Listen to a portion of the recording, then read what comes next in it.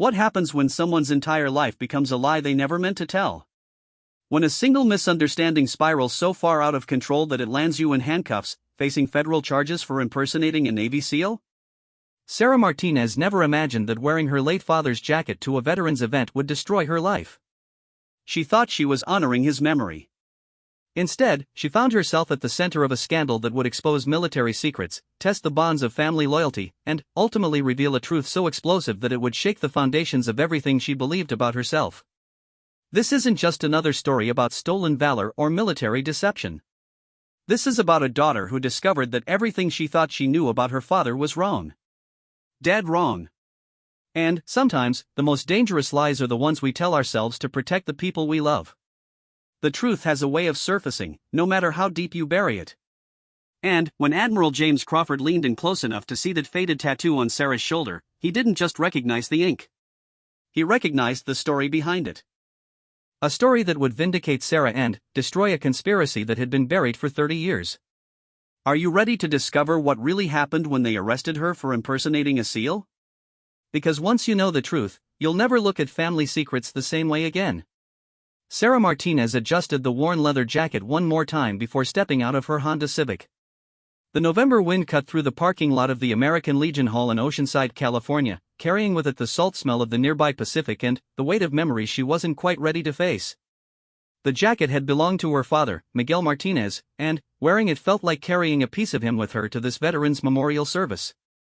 She had found the jacket 3 months ago while cleaning out her childhood home after her mother's funeral. It was buried deep in the back of her father's closet, wrapped in plastic and hidden behind old suits he never wore. The leather was soft from years of wear, with faded patches and insignia that spoke of military service she'd never fully understood. Her father had been a quiet man about his time in the service, always deflecting questions with a sad smile and a gentle change of subject. The memorial service was for local veterans who had passed away in the previous year, and Miguel Martinez's name would be among those read aloud. Sarah had debated coming at all, but something about wearing his jacket felt right, like she was bringing him home one final time. As she walked across the parking lot, Sarah caught her reflection in a car window and paused. The jacket fit her surprisingly well, and she could see why her mother had always said she had her father's build. Tall and lean, with the same dark eyes and stubborn jawline that had defined the Martinez family for generations. But, tonight, something felt different. Tonight, she felt like she was finally understanding a part of her father she'd never known. The American Legion Hall was packed with veterans, their families, and community members who had come to pay their respects. Sarah found a seat near the back, grateful for the anonymity the crowd provided. She wasn't ready to answer questions about her father or explain why it had taken her so long to attend one of these gatherings. The ceremony began with the traditional posting of colors, followed by speeches from local officials and veterans organization leaders. Sarah found herself studying the faces around her, wondering which of these men and women might have served alongside her father. She realized how little she actually knew about his military career beyond the basic facts. He had served in the Navy during the late 1980s and early 1990s, had been stationed overseas, and had received some kind of medical discharge that he never talked about. When they began reading the names of the fallen, Sarah's chest tightened with emotion. Her father's name came third on the list, Miguel Antonio Martinez, Petty Officer First Class, United States Navy. The simple words seemed inadequate to capture the complexity of the man who had raised her, who had taught her to change a tire and balance a checkbook, who had worked 2 jobs to put her through college and never once complained about the sacrifice.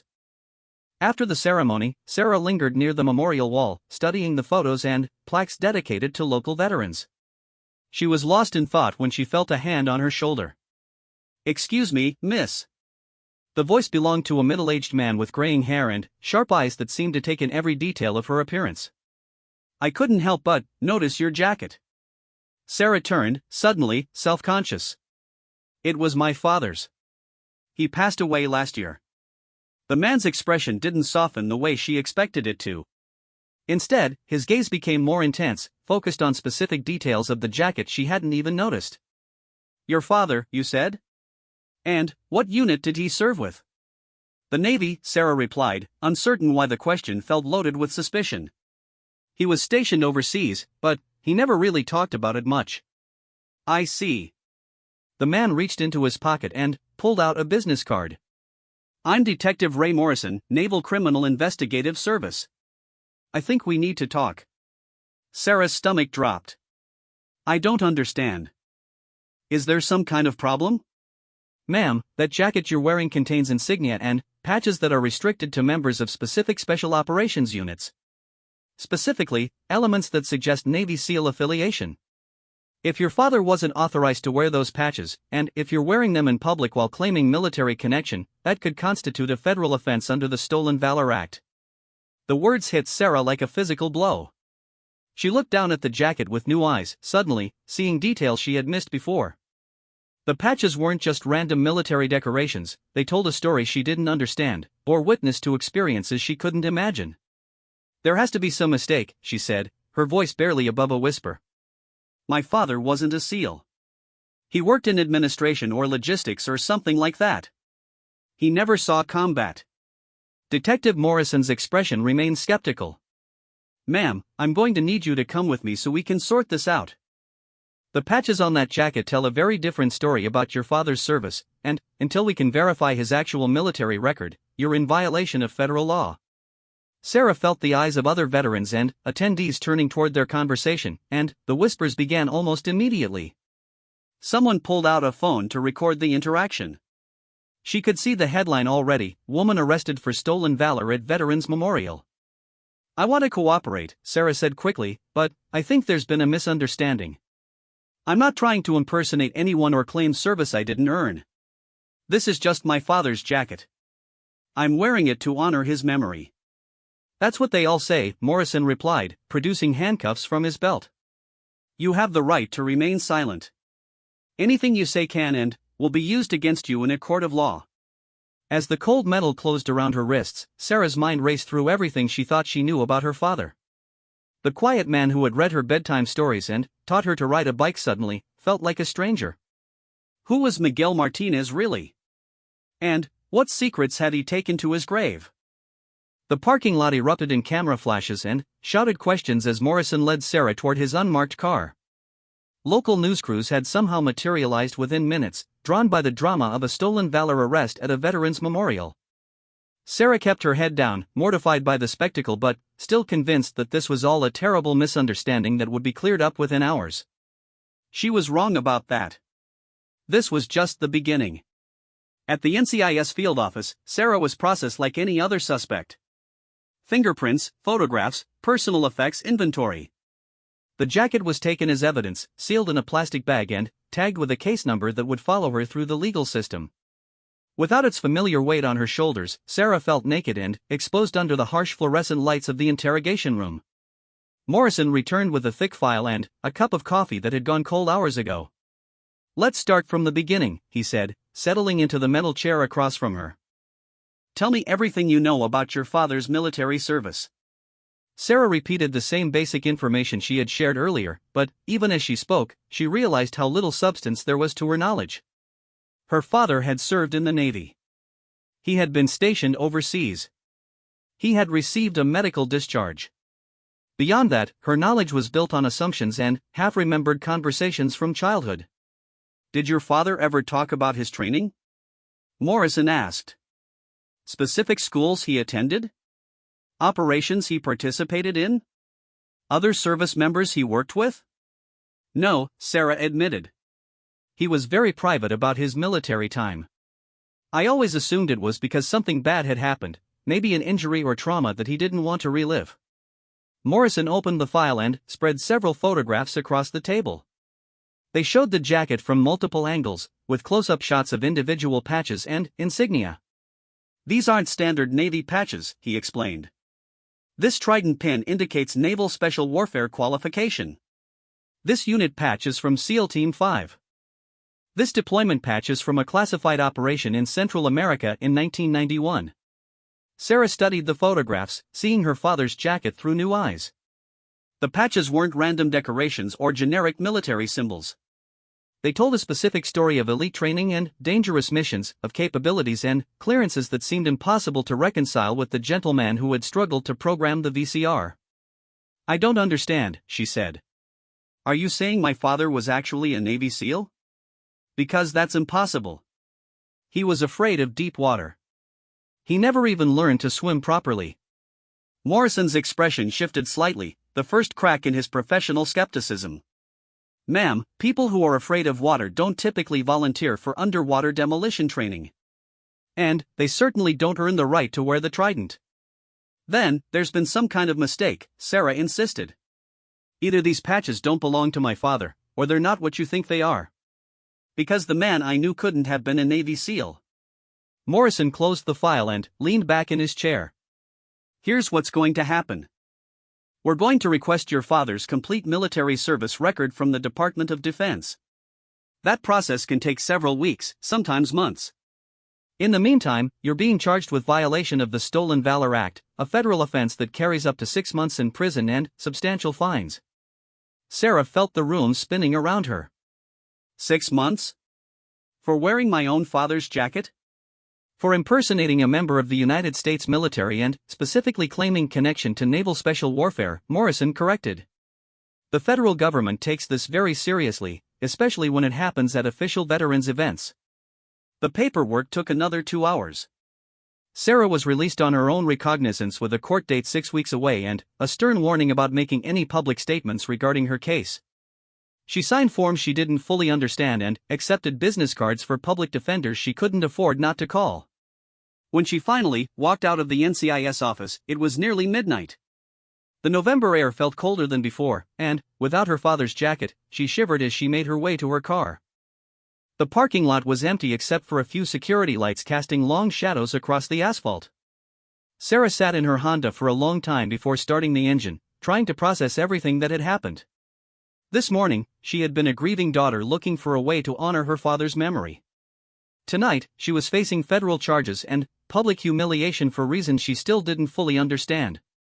Her phone buzzed with text messages and missed calls from friends and family members who had seen the news coverage. The story was already spreading across social media. Local woman arrested for stolen valor. The comments were brutal, calling her everything from a disgrace to a criminal to worse things she couldn't bring herself to read completely.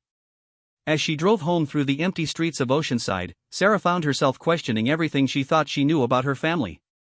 Had her mother known about her father's real military service?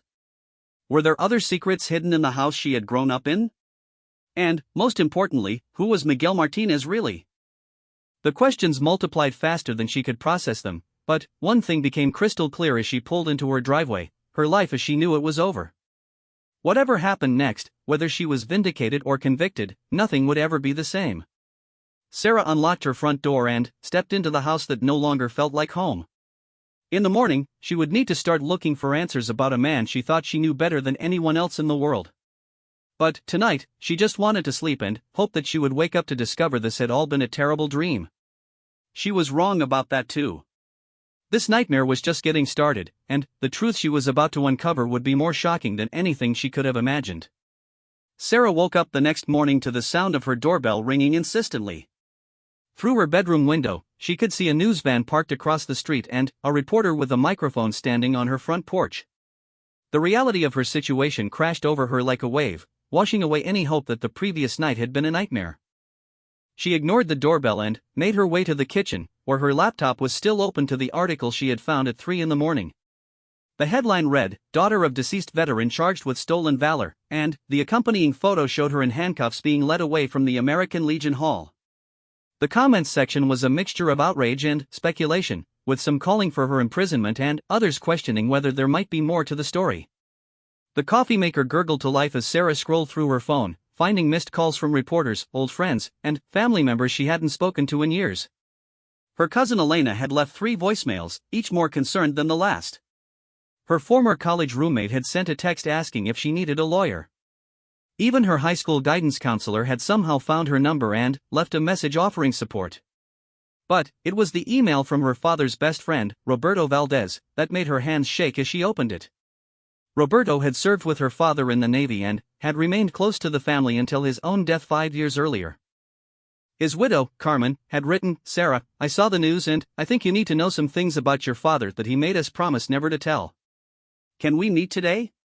This is important." Sarah called Carmen immediately, not caring that it wasn't yet 7 a.m.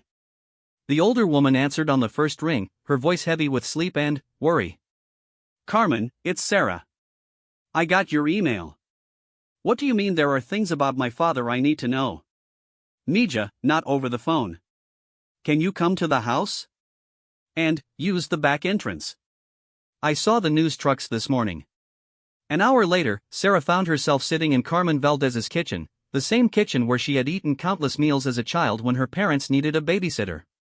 Carmen looked older than Sarah remembered, her gray hair pulled back in a neat bun and her hands clasped tightly around a cup of tea.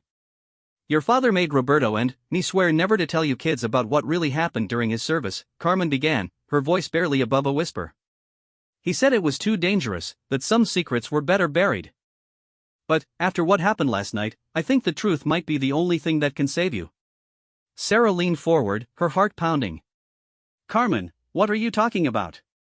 What secrets? Carmen stood up and disappeared into the back bedroom, returning with a shoebox that looked like it had been hidden away for decades. Inside were photographs, letters, and documents that Sarah had never seen before. The photos showed her father in military gear, but not the standard Navy uniform she was familiar with. These images showed a younger Miguel Martinez in combat fatigues, carrying weapons she couldn't identify, standing alongside other men whose faces had been carefully blacked out with marker. Your father was recruited for special operations training in 1989, Carmen explained, pulling out an official-looking document with multiple signatures and stamps. He was selected for a classified program that doesn't officially exist in any public records. The training took place at facilities that aren't on any maps, and the missions he participated in were never acknowledged by the government. Sarah studied the photographs with growing amazement. The man in these images bore little resemblance to the quiet, gentle father she had known. This Miguel Martinez looked confident, dangerous, and completely at ease with violence in a way that seemed impossible to reconcile with her memories. But he was afraid of water, Sarah protested weakly. He never even went to the beach with us. Carmen's expression grew sad. He wasn't afraid of water, Mija. He was afraid of what the water reminded him of. Your father participated in underwater operations that went very wrong. People died, including some of his closest friends. The man who came home from that service wasn't the same man who had volunteered for it. She pulled out another document, this one bearing official seals and classified markings that had been partially redacted. Operation Seabreeze, Carmen read aloud. A joint operation with Colombian forces to disrupt drug trafficking routes in the Caribbean. Officially, it never happened. Unofficially, it was one of the most successful interdiction operations of the early 1990s. Sarah's head was spinning. If this is all true, why doesn't it show up in his official military record? Why did he hide it from us? Because the operation was compromised, Carmen said, her voice dropping even lower. Someone on the inside was feeding information to the cartels. Your father's team was ambushed, and most of them didn't make it home. Miguel survived, but he was seriously injured and psychologically traumatized. The government gave him a medical discharge and a new identity to protect him from cartel retaliation. A new identity? Sarah felt like the ground was shifting beneath her feet. Carmen nodded gravely. Miguel Martinez wasn't your father's real name. His birth name was Michael Martinson. He was born in Minnesota, not Texas like he always told you. The government created an entire false background for him, complete with fabricated family history and forged documents. They told him it was the only way to keep him and his future family safe. Sarah stared at the documents spread across the kitchen table, trying to process the magnitude of what she was learning. Her entire family history was a lie. Her father's stories about growing up in San Antonio, his tales of his own father's military service, even their family name, all of it was fabricated by government agencies to protect a man whose real past was too dangerous to acknowledge. Why are you telling me this now? Sarah asked. If it was too dangerous then, why isn't it too dangerous now? Carmen reached across the table and took Sarah's hands in her own. Because the people responsible for the operation compromise are still out there. And, because I think your arrest wasn't random. Someone wanted you to be exposed, wanted this story to come to light. I think they're using you to draw out the real target. What do you mean? Your father kept detailed records of everything that happened during Operation Seabreeze. Names, dates, communications, evidence of who was responsible for the intelligence leak that got his teammates killed. He hid those records somewhere safe, and, before he died, he told Roberto where to find them. But Roberto died before he could retrieve them, and he never got a chance to tell me the location. Sarah felt a chill run down her spine. You think someone knows about these records? I think someone has been watching your family for a very long time, waiting for the right moment to force those records into the open. Your father's death last year, followed by your mother's death a few months later, would have made you the sole heir to whatever he left behind. Arresting you for stolen valor creates a legal process that could lead to discovery of evidence that certain powerful people want to remain buried. The implications of what Carmen was saying began to sink in. Sarah wasn't just facing charges for wearing military patches she wasn't entitled to wear. She was caught in the middle of a conspiracy that stretched back 3 decades, involving classified operations, government cover-ups, and people who had already proven they were willing to kill to protect their secrets. What am I supposed to do with this information? Sarah asked, feeling overwhelmed. Even if I could prove that my father was really a Navy SEAL, that doesn't change the fact that I'm not. I'm still guilty of the charges they're bringing against me. Carmen smiled for the first time since Sarah had arrived. Actually, Nija, that's not entirely true. If your father was operating under a classified program, and if you inherited his personal effects without knowledge of their restricted nature, you might have a defense. But, more importantly, if what I suspect is true, you have something that very powerful people want badly enough to orchestrate this entire situation. The records. The records. And if Roberto told me the truth before he died, your father left you clues about where to find them. He was always careful, always planning ahead. He wouldn't have left you defenseless if something like this happened. Sarah spent the next 3 hours going through every document and photograph in Carmen's shoebox, trying to piece together a picture of her father's real life. The man who emerged from these materials was a highly trained operative who had participated in some of the most dangerous missions of the Cold War era. But he was also someone who had been betrayed by his own government and forced to live a lie for the rest of his life. Among the papers, she found a letter addressed to her in her father's handwriting. The envelope was sealed and marked to be opened only in case of emergency. Carmen had apparently been holding it for years, waiting for a situation like this to arise. Sarah's hands trembled as she opened the envelope and unfolded the single sheet of paper inside. Her father's familiar handwriting covered both sides, but the words were unlike anything he had ever said to her in life. My dearest Sarah, if you are reading this letter, it means that the past has finally caught up with our family, and the lies I have lived with for so many years are coming to light. I am sorry for the deception, and I am sorry for the burden I am about to place on your shoulders, but some truths are too important to die with me. Everything Carmen has told you is correct. I was not the man you thought I was, and our family's entire history is a fabrication created to protect us from people who would not hesitate to hurt you to get to me. But I did not live this lie out of cowardice. I lived it out of love for you and your mother, and out of loyalty to friends who died because someone they trusted betrayed them.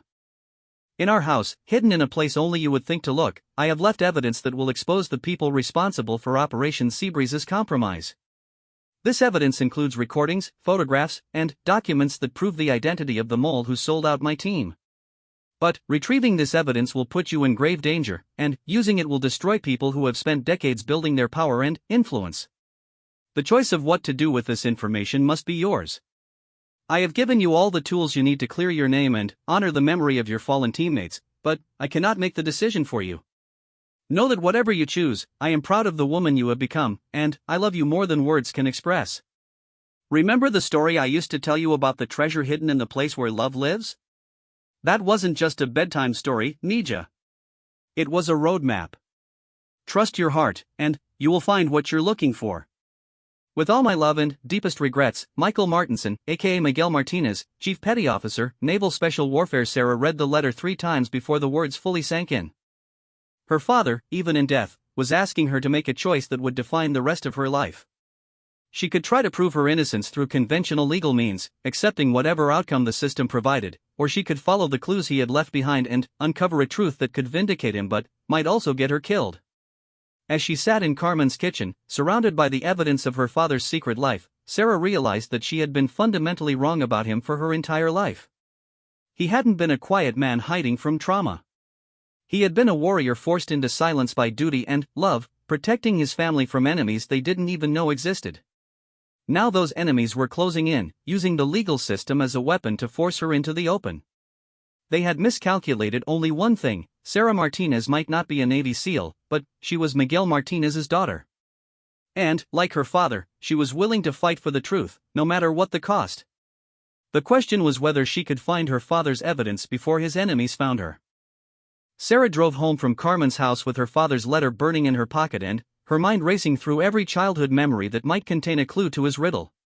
The place where love lives had been a phrase from dozens of bedtime stories, but she had never considered that it might be literal rather than metaphorical. The news vans had multiplied outside her house like a disease. 3 local stations and 2 national networks had trucks parked along her street, their satellite dishes reaching toward the sky like mechanical flowers seeking signal instead of sunlight. Sarah parked 2 blocks away and approached through her neighbor's backyard, grateful for the tall fence her father had insisted on building when she was in high school. For privacy, he had said at the time, but now Sarah wondered if privacy had been the real reason, or if he had been thinking about security even then. Inside the house, Sarah began her search systematically, starting with the most obvious hiding places and working her way toward the more obscure possibilities. Her father's bedroom yielded nothing but ordinary personal effects and a few mementos from his fabricated life.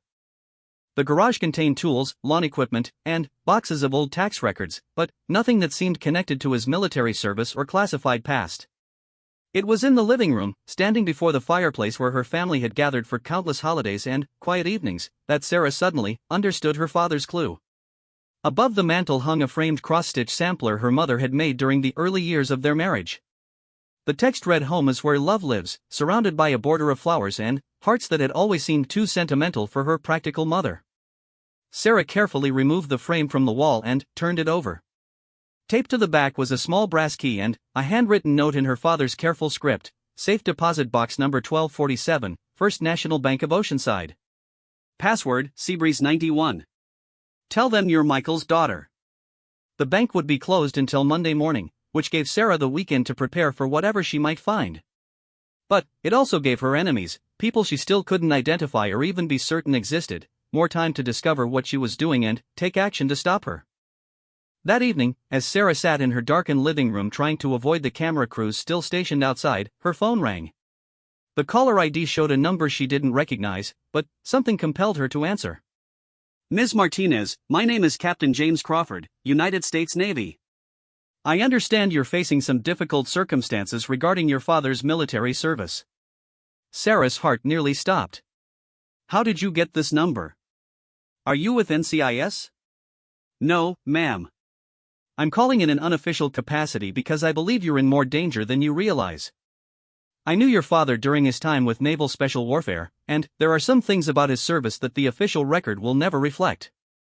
Everyone keeps telling me things about my father that contradict everything I thought I knew about him," Sarah said, exhaustion creeping into her voice. "How do I know you're telling the truth? How do I know you're not part of whatever this is?"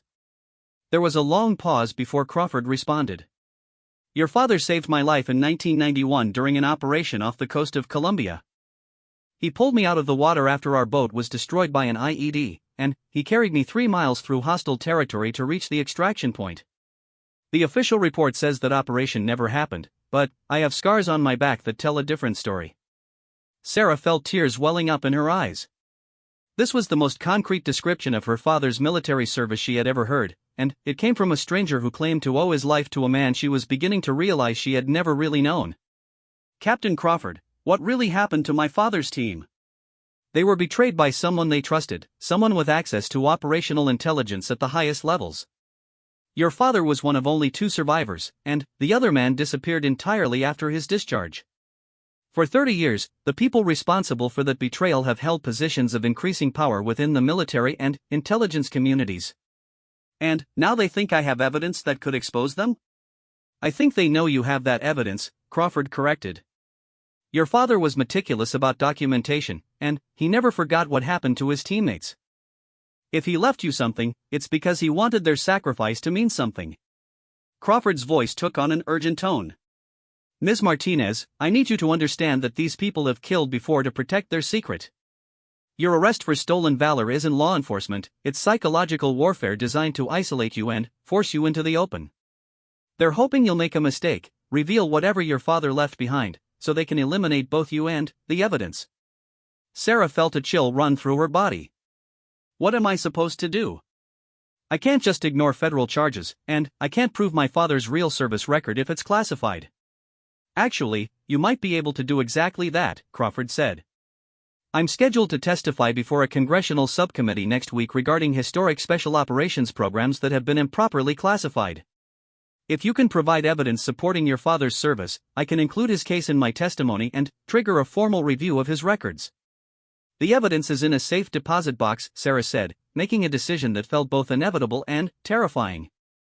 I'm going to retrieve it Monday morning. Don't go alone, Crawford warned. And don't trust anyone you don't absolutely have to. I'll be flying to San Diego tomorrow night. Can you meet me Monday evening after you've retrieved whatever your father left? Sarah agreed to meet Crawford at a restaurant near the naval base, far from her neighborhood and the media attention that seemed to follow her everywhere. After hanging up, she spent the rest of the evening researching Captain Crawford online, finding news articles about his congressional testimony and official Navy photographs that confirmed his identity and credentials. Monday morning arrived gray and cold, with marine layer clouds hanging low over the city like a blanket of uncertainty. Sarah arrived at First National Bank 15 minutes before opening time, waiting in her car and watching for any signs that she was being observed. The street seemed normal, early commuters heading to work, a few joggers taking advantage of the cool weather, a maintenance truck parked across from the bank.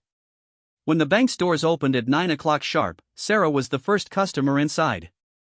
The safe deposit box area was located in the basement, accessed through a heavily secured door and monitored by multiple cameras. Sarah presented her identification and the brass key, explaining to the bank employee that she was accessing her late father's box for estate purposes. I'll need to verify your authority to access this box, the employee said, consulting a computer terminal. The account holder was listed as Michael Martinson, and the box was rented in 1993.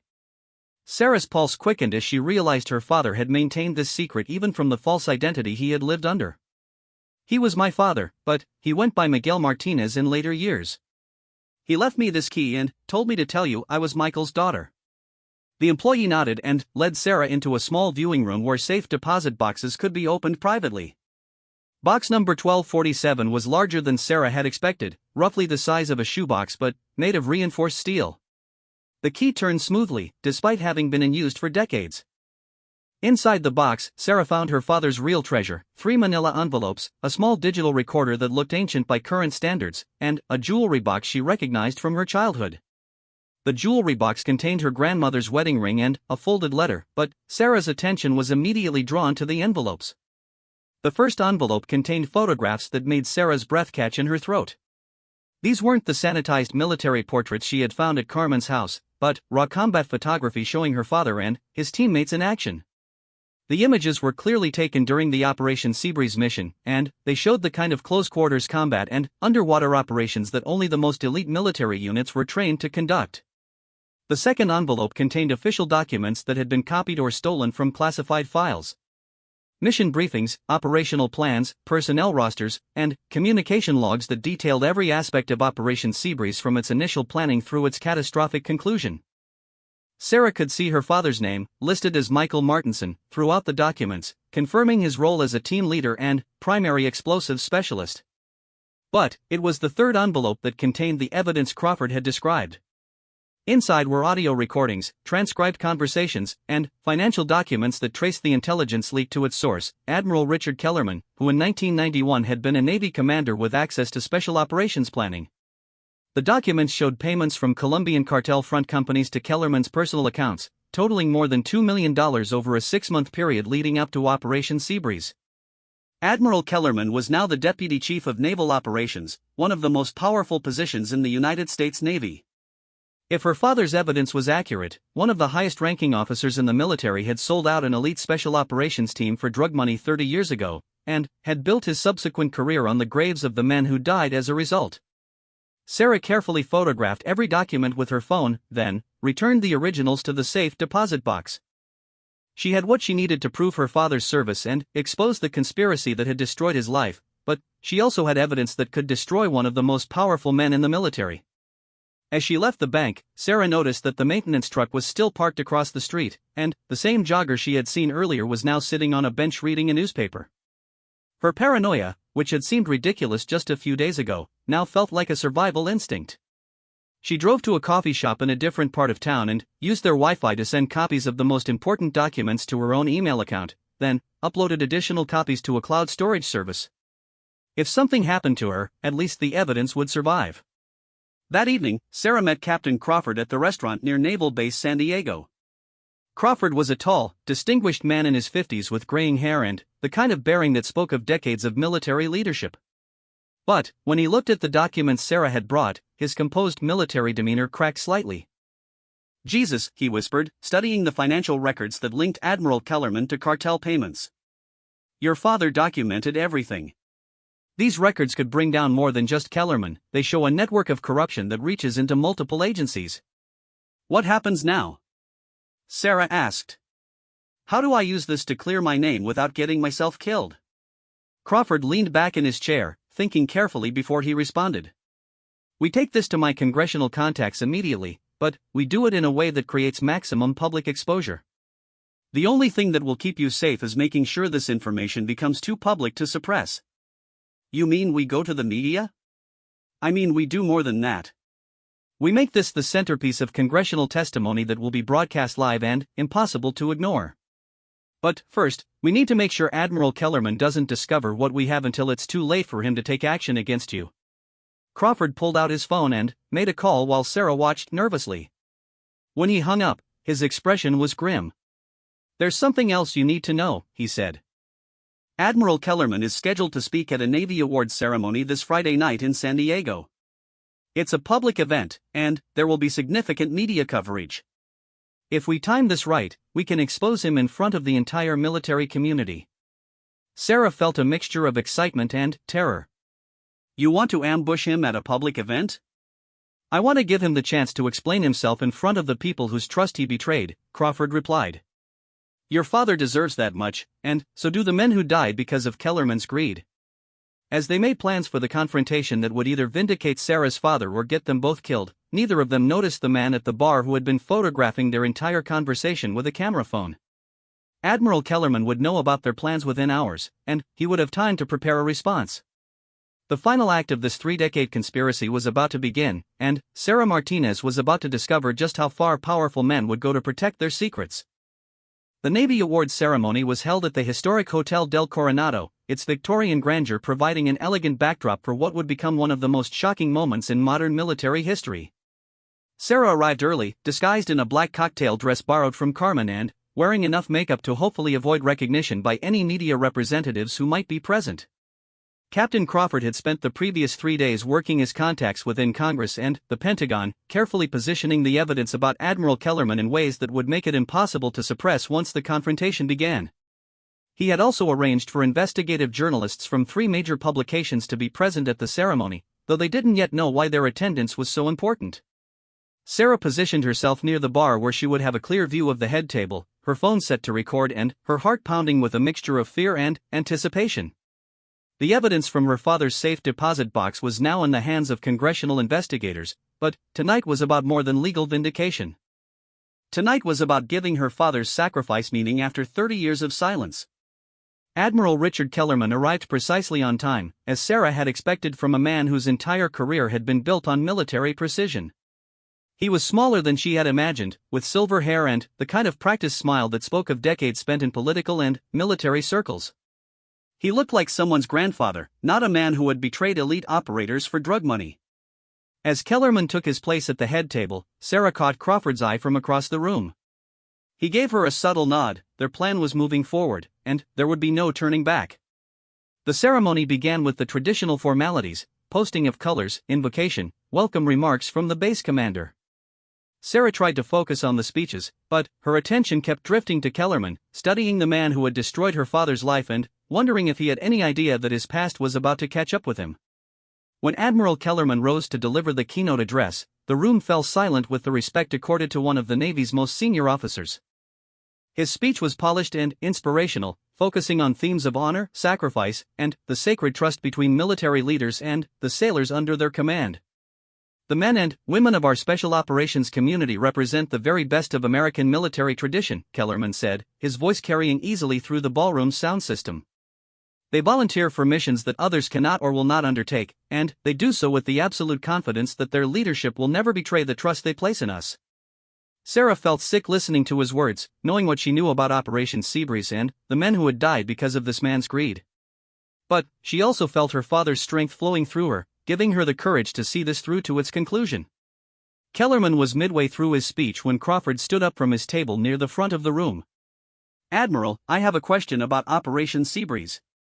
The room fell silent, the kind of shocked quiet that follows when someone violates social protocol in a dramatic way.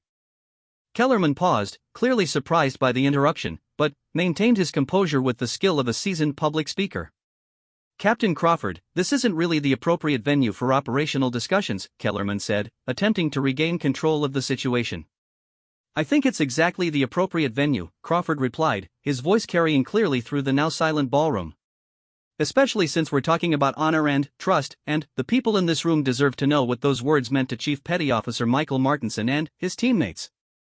Sarah saw Kellerman's face change, the practiced politician's mask slipping just enough to reveal genuine alarm underneath. He knew exactly what Crawford was talking about, and he knew that his carefully constructed career was about to crumble.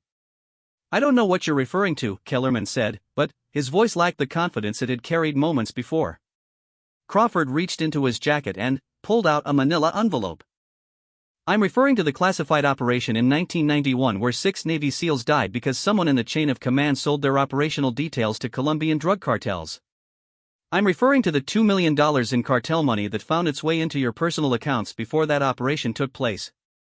The room erupted in shocked murmurs and gasps. Several attendees pulled out phones to record what was happening, while others looked around uncertainly, unsure whether they should intervene or simply witness what was unfolding. Kellerman stepped back from the podium, his face flushed with anger and what might have been fear. "Captain Crawford, you're making very serious accusations without any evidence to support them." "I suggest you actually, Admiral, I have extensive evidence," Crawford interrupted. "Financial records, communication logs, and testimony from one of the operation's survivors. Everything documented and preserved by Chief Petty Officer Martinson before his death last year." Sarah felt her cue arriving and stood up from her position near the bar, her phone recording as she walked toward the front of the room. Every eye in the ballroom followed her movement, and she could hear the confused whispers as people tried to identify who she was and why she was part of this confrontation. "My name is Sarah Martinez," she said, her voice stronger than she had expected. "My father was Chief Petty Officer Michael Martinson, and for 30 years he lived with a false identity to protect himself and his family from retaliation for what he knew about Operation Seabreeze." Kellerman's face went completely white as he recognized the implications of Sarah's presence. "You have no idea what you're doing," he said, his voice barely above a whisper but clearly audible in the silent ballroom. "Some secrets are classified for good reasons. Secrets like the fact that you sold out a special operations team for drug money?" Sarah replied. "Secrets like the fact that 6 elite sailors died because you needed cash to pay off gambling debts? Those kinds of secrets?" The accusation hung in the air like an explosive charge waiting to detonate. Sarah could see journalists frantically taking notes and military personnel struggling to process what they were hearing. This wasn't just a scandal, this was a fundamental betrayal of everything the military community believed in. Kellerman made a critical mistake in his next response. Instead of continuing to deny the allegations, he tried to justify them. "You don't understand the pressures involved," he said, his voice gaining strength as anger replaced fear. "The operation was already compromised through other sources. The intelligence I provided didn't change the outcome, those men were already dead, they just didn't know it yet." The admission sent shockwaves through the ballroom. Several uniformed officers stood up, their faces reflecting a mixture of rage and disbelief. Crawford smiled grimly, knowing that Kellerman had just confessed to the core charge against him. "So you admit that you provided operational intelligence to hostile forces?" Crawford pressed. Kellerman realized his mistake too late. "I admit nothing," he said, but the damage was already done. His partial confession had been recorded by dozens of phones and would be impossible to retract or explain away. "Admiral," Sarah said, pulling out her phone and displaying one of the financial documents she had photographed. "This is a record of a payment from Medellin Holdings, a known cartel front company, to your personal account 3 days before Operation Seabreeze launched. Would you like to explain that transaction?" Kellerman stared at the phone screen, seeing evidence he thought had been destroyed decades ago. "Where did you get that?" he demanded. "From my father's safe deposit box," Sarah replied. along with recordings of your phone conversations with cartel representatives, copies of the operational plans you provided them, and documentation of every payment you received. 30 years worth of evidence, carefully preserved and documented. The ballroom had become completely silent except for the sound of camera phones recording and journalists typing on their phones.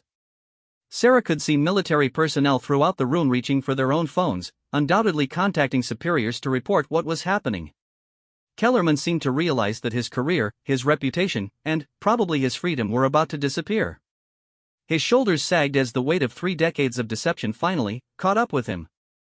"Those men were already going to die," he said quietly, but his words were picked up by the room's microphones and amplified for everyone to hear. The cartel had other sources of intelligence. What I provided just confirmed what they already knew. 6 men died, Admiral, Crawford said, his voice hard with suppressed rage.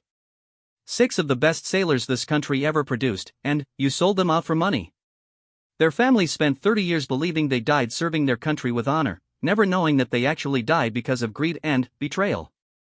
Sarah felt tears streaming down her face as she thought about her father and the burden he had carried for so many years. "My father spent the rest of his life hiding from what you did," she said. "He lived under a false identity, afraid to tell his own family about his military service, because you made it too dangerous for him to live as the hero he actually was." The confrontation reached its climax when base security personnel began moving toward the front of the room, clearly intending to escort Kellerman away from what had become a very public disaster. But before they could reach him, Kellerman made one final, fatal mistake. "Your father was no hero," he said, his voice carrying a venom that shocked everyone in the room. "He was a killer who got his teammates killed through poor tactical decisions. I may have provided intelligence to the cartels, but Michael Martinson's incompetence is what actually caused those deaths." The accusation was so outrageous, so clearly a desperate attempt to shift blame, that it backfired spectacularly. Several veterans in the audience actually booed, and Sarah could see uniformed officers shaking their heads in disgust. Crawford stepped forward with one final piece of evidence, a photograph showing Kellerman meeting with known cartel representatives at a restaurant in Miami, just days before Operation Seabreeze launched. "This photograph was taken by DEA surveillance teams," Crawford announced. They didn't know at the time that they were documenting treason, but that's exactly what this image shows. Admiral Kellerman meeting with the same people who would kill 6 Navy SEALs 3 days later. Kellerman stared at the photograph, finally, understanding that his secret had been documented and preserved by multiple agencies, and that his exposure had been inevitable from the moment he made the decision to betray his own people. "I want a lawyer," he said quietly, the traditional words of surrender that marked the end of his decades-long career and the beginning of what would likely be a life sentence for treason. As base security led Kellerman away, the ballroom erupted in conversation, speculation, and the kind of shocked disbelief that follows when fundamental assumptions about honor and trust are shattered. Sarah found herself surrounded by journalists asking for interviews, military personnel offering support, and legal representatives explaining her rights and options. But the most important moment came when Captain Crawford approached her with tears in his eyes. "Your father would be proud," he said simply. "You gave his sacrifice meaning, and you honored the memory of every man who died because of Kellerman's betrayal." Sarah nodded, feeling a mixture of relief, exhaustion, and satisfaction that surprised her with its intensity. The confrontation was over, but the legal and political aftermath was just beginning. Admiral Kellerman would face court-martial and federal prosecution, while Sarah's stolen valor charges would be dropped and her father's military record would be officially restored. More importantly, the truth about Operation Seabreeze would finally be revealed, giving meaning to sacrifices that had been hidden in classified files for 30 years. Her father's teammates would be posthumously honored as the heroes they had always been, and their families would finally understand what had really happened to their loved ones. As Sarah left the Hotel del Coronado that night, she felt her father's presence more strongly than she had since his death. Miguel Martinez, or Michael Martinson, had finally found peace, and so had his daughter. 6 months after the confrontation that destroyed Admiral Kellerman's career and exposed one of the military's darkest secrets, Sarah Martinez found herself standing in the Pentagon's Hall of Heroes, surrounded by the families of the Operation Seabreeze team members who had been posthumously awarded the Navy Cross for their sacrifice. The ceremony was Admiral James Crawford's first official act after being promoted to replace Kellerman as Deputy Chief of Naval Operations. Crawford had specifically requested that Sarah be present for the award ceremony, not just as the daughter of Chief Petty Officer Michael Martinson, but as the woman whose courage had finally brought justice to 6 fallen heroes. Sarah wore her father's dress blue uniform jacket, which had been officially restored to her after extensive authentication by Navy personnel. The stolen valor charges had been dropped within days of Kellerman's arrest, replaced by a formal apology from the Department of Defense and a commendation for her role in exposing military corruption. As Crawford read the citation for her father's Navy Cross, Sarah felt the weight of 3 decades finally lifting from her shoulders. The official record now reflected the truth. Chief Petty Officer Michael Martinson had been a highly decorated member of Naval Special Warfare who had given his life's work to serving his country, even when that country had failed to protect him from the consequences of another man's betrayal. Chief Petty Officer Martinson exemplified the highest standards of naval service through his leadership, courage, and dedication to his teammates, Crawford read from the citation.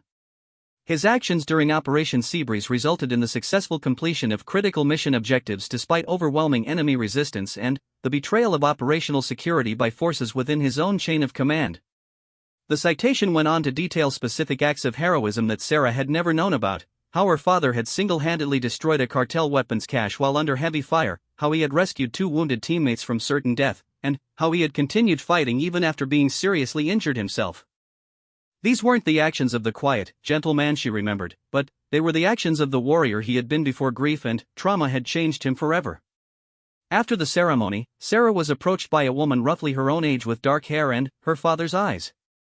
She introduced herself as Maria Santos, the daughter of Petty Officer Carlos Santos, one of the men who had died during Operation Seabreeze. "I wanted to thank you," Maria said, tears streaming down her face. "For 30 years, my family believed my father had died in a training accident. We never understood why the circumstances were so classified, why we couldn't get straight answers about what happened. Now we finally know that he died a hero, fighting for his country." Sarah found herself embraced by Maria and the other family members, people who had spent decades wondering about their loved ones' final moments and whether their sacrifices had meant anything. The truth had been painful for all of them, but it had also been healing, providing closure that the original cover-up had never allowed. The most surprising moment of the day came when Sarah was approached by Detective Ray Morrison, the NCIS investigator who had arrested her 6 months earlier. Morrison looked uncomfortable, clearly struggling with how to address the woman he had wrongfully accused of federal crimes.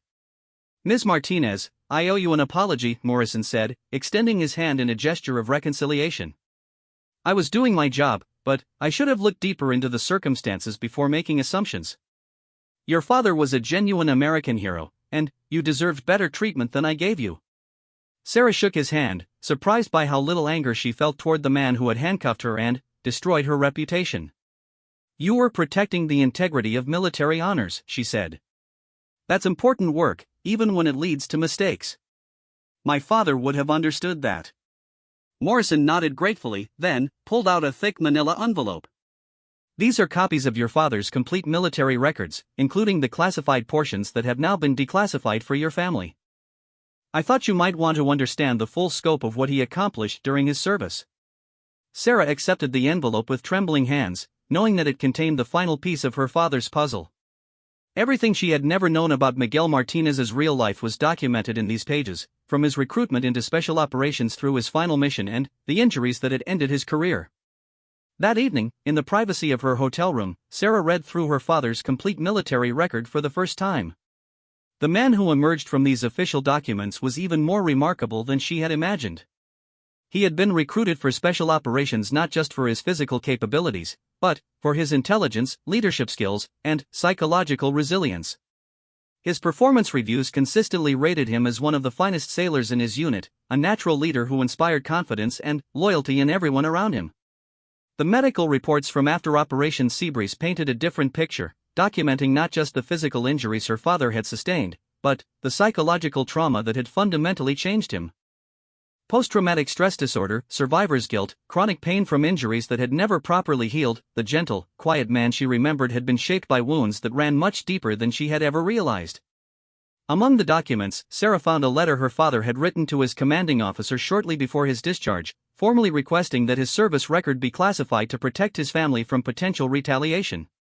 He had sacrificed his own military legacy to keep his wife and unborn daughter safe, accepting a fabricated identity and a lifetime of silence rather than risk their exposure to the people who had already proven their willingness to kill.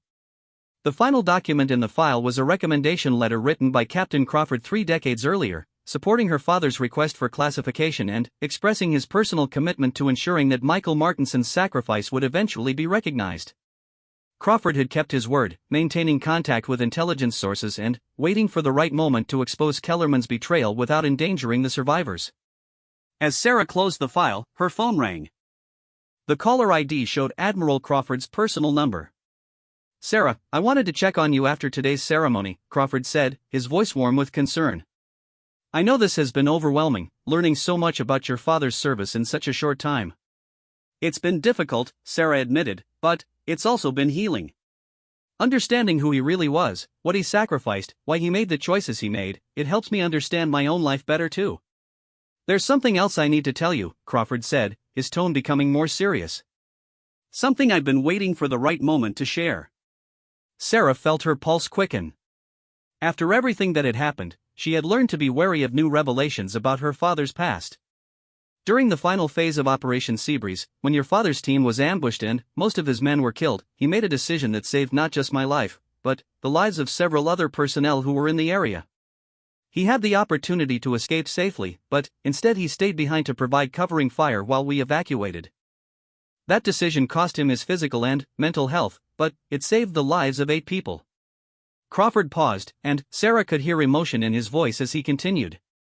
One of those people was a young intelligence analyst who went on to have a distinguished career in military service.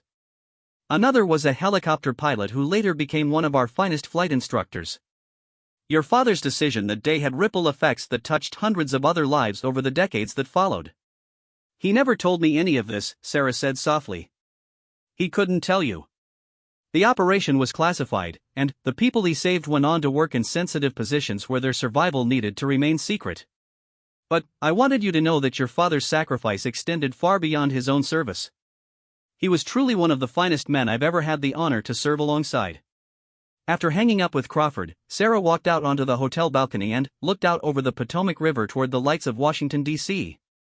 She thought about her father, sitting in his quiet living room in Oceanside, carrying the weight of secrets that he could never share but that had shaped every day of the rest of his life. The next morning, Sarah returned to Oceanside with her father's complete military records and a new understanding of the man who had raised her. The media attention had finally died down, and she was able to return to her normal life, but nothing felt normal anymore. She had discovered that her entire family history was built on necessary lies, that her gentle father had once been one of the military's most elite warriors, and that the quiet life she had known had been purchased with sacrifices she was only beginning to understand. 2 weeks later, Sarah received a package with no return address. Inside was a black and white photograph showing her father and his special operations team before their final mission. 6 young men in combat gear, their faces confident and determined, unaware that most of them would be dead within days. On the back of the photograph, someone had written, "Heroes all. Never forgotten."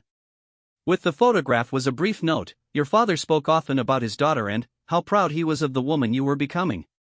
He would be even more proud of the courage you showed in bringing his story to light. Semper Fi. A grateful friend." Sarah framed the photograph and hung it in her living room, replacing the cross-stitch sampler that had hidden her father's secret for so many years.